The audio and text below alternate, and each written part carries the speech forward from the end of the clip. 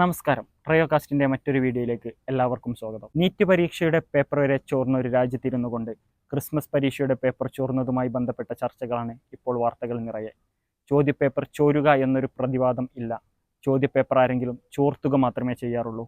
ഇപ്പോൾ പ്രതിഭാഗത്ത് നിൽക്കുന്നത് MS solution എന്ന് പറയുന്ന ഓൺലൈൻ ഇൻസ്റ്റിറ്റ്യൂട്ടാണ്. ചോദ്യപേപ്പർ ചോർന്നിട്ടുണ്ടോ എന്ന സംശയം മാത്രമായിരുന്നു ആദ്യം ഉണ്ടായിരുന്നത്.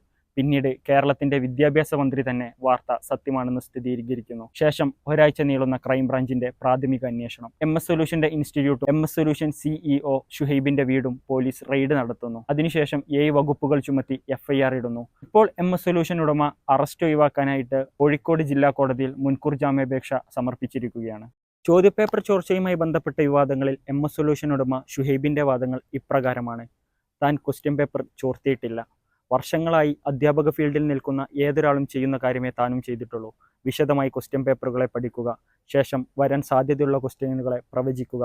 എന്നാൽ ഈ അടുത്ത കാലത്തായി താൻ പലപ്പോഴും മറ്റു ഓൺലൈൻ മീഡിയകളെ ആശ്രയിക്കാറുണ്ടെന്നും അവർ പറയുന്ന ചോദ്യങ്ങൾ അതുപോലെ കോപ്പി ചെയ്ത് പറയുകയും ചെയ്തിട്ടുണ്ടെന്ന് MS സൊല്യൂഷൻ പറയുന്നു.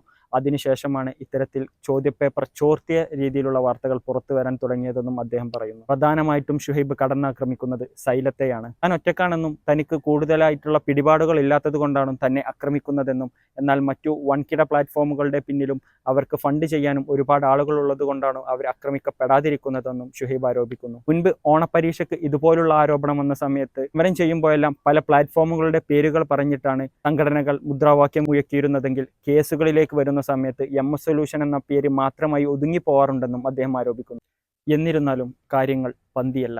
ഷുഹൈബിന്റെ പല ആരോപണങ്ങളും പൊളിച്ചടക്കിക്കൊണ്ട് അൺലേൺ വിത്ത് അജ്മൽ പോലുള്ള യൂട്യൂബ് ചാനലുകൾ രംഗത്ത് വന്നിട്ടുണ്ട്. കണക്ക് പോലുള്ള പരീക്ഷകളിൽ ക്വസ്റ്റ്യൻ നമ്പറോ അക്കങ്ങളോ പോലും മാറാതെ എങ്ങനെയാണ് കൃത്യമായി പ്രവചിക്കാനാവുന്നത്? അതിനുള്ള സാധ്യത എത്രത്തോളമാണെന്നാണ് അജ്മലിനെ പോലുള്ളവർ വാദിക്കുന്നത്. നാളത്തെ ക്വസ്റ്റ്യൻ പേപ്പറിൽ ഇത്രാമത്തെ ചോദ്യമായി ഈ വാല്യൂവിൽ ഇന്ന ക്വസ്റ്റ്യൻ വരുന്ന സമയത്ത് നിങ്ങൾ ഈ ഉത്തരത്തിലേക്ക് എത്തിച്ചേരണം എന്നുള്ള രീതിയിലുള്ള പ്രവചനങ്ങൾ എങ്ങനെ സാധ്യമാകുമെന്ന് ചോദിക്കപ്പെടുന്നു. ഒരാൾക്കൊരു ക്വസ്റ്റ്യൻ പേപ്പർ ചോർന്നു കിട്ടിയെന്ന് വിചാരിക്കുക.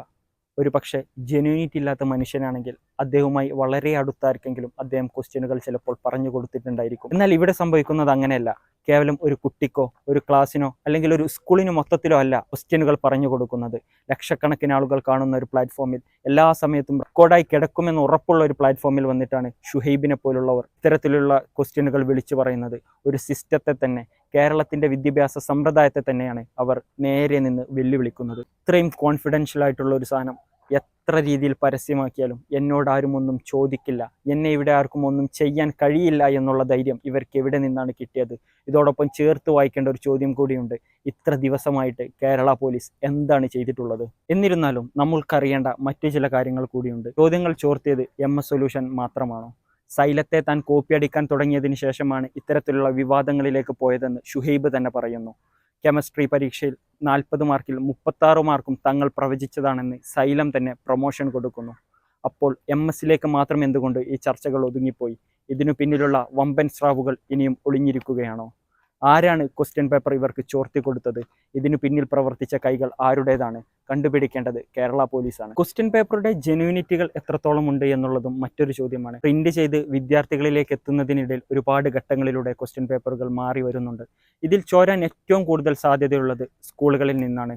തലേന്ന് രാത്രി തന്നെ ക്രിസ്മസ് പരീക്ഷയുടെയും ഓണപരീക്ഷയുടെയും എല്ലാം പേപ്പറുകൾ പൊട്ടിക്കാനുള്ള അനുവാദം സ്കൂൾ മാനേജ്മെന്റിനുണ്ട്. ഒരു ചെറിയ അധ്യാപകനോ ഒരു ക്ലർക്കോ വിചാരിച്ചാൽ പോലും അവിടെ നിന്ന് ക്വസ്റ്റ്യൻ പേപ്പറുകൾ ചോരാനുള്ള സാധ്യതയുമുണ്ട്. അതുപോലെ ചോർന്നു കിട്ടുന്ന ചോദ്യ പേപ്പറുകളിലൂടെയും ഇത്തരത്തിലുള്ള പ്രവചനങ്ങൾ എന്ന് പറയുന്ന ചോർത്തലുകളിലൂടെയുമാണോ ഓൺലൈൻ ട്യൂഷൻ സെന്ററുകൾ തയച്ചു വളരുന്നതെന്ന് പരിശോധിക്കേണ്ടിയിരിക്കുന്നു.